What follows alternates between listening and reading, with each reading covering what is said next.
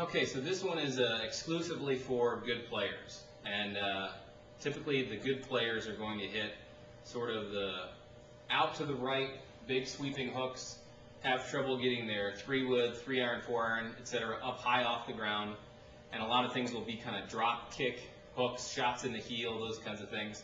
And typically what ends up happening is that you're misreading your ball flight. And what will end up happening is a lot of folks will hit pulls or overdraws, and they will think that this is a motion of coming over the top.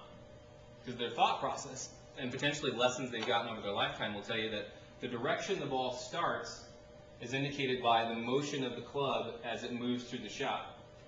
When in reality, the starting direction is created by the angle of the face at impact. So for good players, if you're creating draw spin on the golf ball, and it's more spin than you want, you have to know that your club face realistically is starting that ball out to the right. It's aiming the ball out to that right distance, way out to the right. And in order for it to create draw spin, the path has got to be incredibly out to the right, because in order to create that spin, you have to have a differential between the face aiming in one direction. The path has to be more exorbitantly in that same direction to create that draw spin. So good players, if you're hitting overdraws, or if you're hitting shots that are, you're struggling with your low point, getting too far behind the ball at some points, stop trying to work on dropping the club under more, thinking that any shot that ends up left is caused by an over-the-top motion.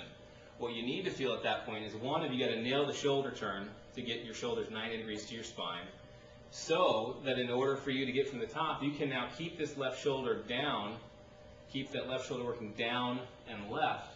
And the feeling, again, just a feeling, is that you're almost sort of crunching that left side in the downswing.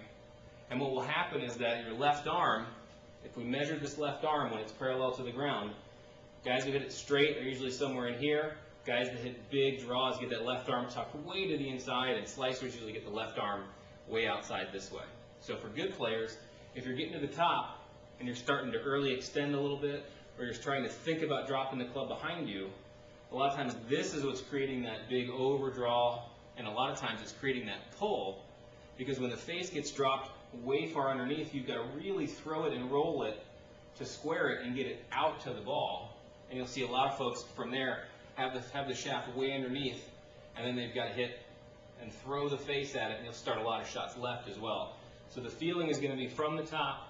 You want to feel over, crunching the left side. You want to feel right shoulder high, and while at the same time, remember, the club always wants to just fall wherever it is. So when you get to the top at this point and you're going to move low and left with that left shoulder, the club head simply falls, it falls, and it falls until it gets right to this position.